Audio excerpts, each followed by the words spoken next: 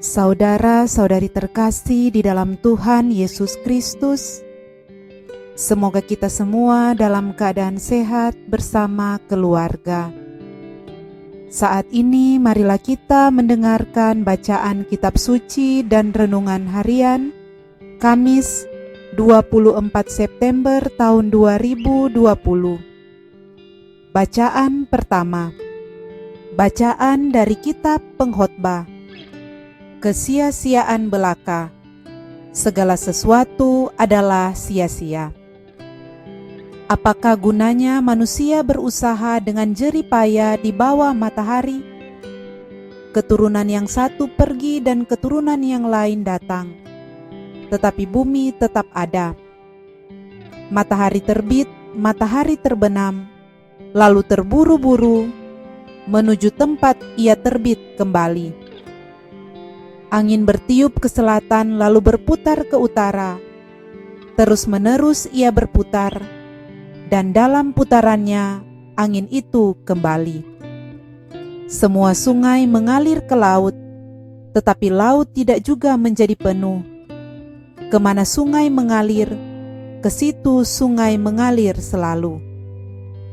Segala sesuatu menjemukan, sehingga tak terkatakan oleh manusia. Mata tidak bosan-bosan melihat, telinga tidak puas-puas mendengar. Apa yang pernah ada akan ada lagi, dan yang pernah dibuat akan dibuat lagi. Tiada sesuatu yang baru di bawah matahari. Adakah sesuatu yang dapat dikatakan, "Lihat, ini baru"? Tetapi sebenarnya hal itu dahulu sudah ada, lama sebelum kita. Kenang-kenangan dari masa lampau tidak ada, dan dari masa depan yang masih akan datang pun tidak akan ada kenangan-kenangan pada mereka yang hidup sesudahnya. Demikianlah sabda Tuhan. Syukur kepada Allah. Bacaan Injil. Inilah Injil Yesus Kristus menurut Lukas. Dimuliakanlah Tuhan. Ketika Herodes, raja wilayah Galilea, mendengar segala sesuatu yang terjadi, ia merasa cemas, sebab ada orang yang mengatakan bahwa Yohanes telah bangkit dari antara orang mati. Ada lagi yang mengatakan bahwa Elia telah muncul kembali, dan ada pula yang mengatakan bahwa seorang dari nabi-nabi zaman dahulu telah bangkit. Tetapi Herodes berkata, "Yohanes kan telah kupenggal kepalanya. Siapa gerangan dia ini yang kabarnya melakukan hal-hal besar itu?" Lalu ia berusaha untuk dapat bertemu dengan Yesus. Demikianlah Injil Tuhan. Terpujilah Kristus. Saudara-saudari terkasih, renungan kita di saat ini diberi judul Hal yang sia-sia. Kesia-siaan belaka, kata pengkhotbah. Kesia-siaan belaka, segala sesuatu adalah sia-sia. Uang, kekayaan, jabatan, pangkat, ataupun popularitas adalah perkara-perkara yang selalu dikejar oleh semua orang di bumi ini.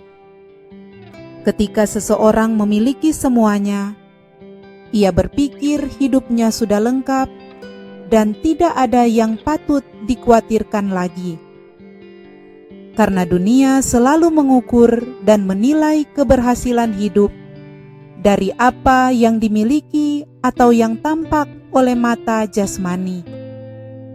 Padahal semuanya itu bersifat sementara dan takkan pernah memberikan kepuasan. Saudara-saudari terkasih, Raja Salomo adalah raja yang memiliki segalanya: kekayaan, jabatan, juga popularitas. Meski demikian, hal itu tidak serta-merta membuatnya bangga namun justru ia berkata, segala sesuatu adalah sia-sia. Pada hakikatnya, segala sesuatu yang dimiliki dan dibangun oleh manusia akan berakhir dengan kesia-siaan. Dalam pengkhotbah dikatakan, aku telah melihat segala perbuatan yang dilakukan orang di bawah matahari. Tetapi lihatlah, segala sesuatu adalah kesia-siaan dan usaha menjaring angin. Dalam hal hikmat, Salomo memiliki hikmat yang melebihi segala Bani Timur dan melebihi segala hikmat orang Mesir. Dengan harta dan kekayaan yang melimpah, secara teori, Salomo dapat mengalami kebahagiaan hidup karena apa yang diinginkan dan dikehendakinya bisa terpenuhi. Namun ternyata Salomo tidak menemukan kepuasan yang sejati.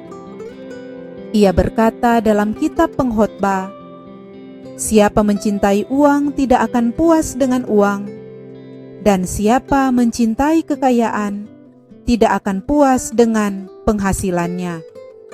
Ini pun sia-sia. Saudara-saudari terkasih, dalam Injil hari ini dikisahkan tentang Raja Herodes yang menjadi cemas ketika mendengar bahwa Tuhan Yesus melakukan hal-hal yang besar. Ia cemas dan berpikir bahwa Yohanes telah bangkit dan akan mengusik kekuasaannya. Raja Herodes menjadi cemas karena ia menggantungkan harapannya kepada kekuasaan dan kekayaan yang ia miliki. Orang merasa cemas karena dirinya menggenggam kekuasaan dan tidak mau melepaskannya. Ia akan terusik jika ada orang yang disangka akan menggulingkan atau mengkudeta kekuasaannya. Begitulah orang yang menggantungkan dirinya kepada hal yang sia-sia. Berbeda dengan apa yang dilakukan oleh Tuhan Yesus. Tuhan Yesus menaklukkan manusia bukan dengan kekuasaan dan kekayaan, melainkan dengan kasih dan pengorbanan. Dengan pengorbanan dirinya, ia menaburkan kasih sehingga tidak ada kecemasan, kegelisahan, khawatir, atau kecemasan. Yang ada dalam diri Tuhan Yesus adalah melakukan kehendak Bapanya. Marilah berdoa. Allah Bapa, sumber pengharapan kami, ajarlah kami untuk selalu berharap kepada kasih-Mu, agar kami terhindar dari segala kecemasan. Dengan pengantaraan Kristus Tuhan kami. Amin.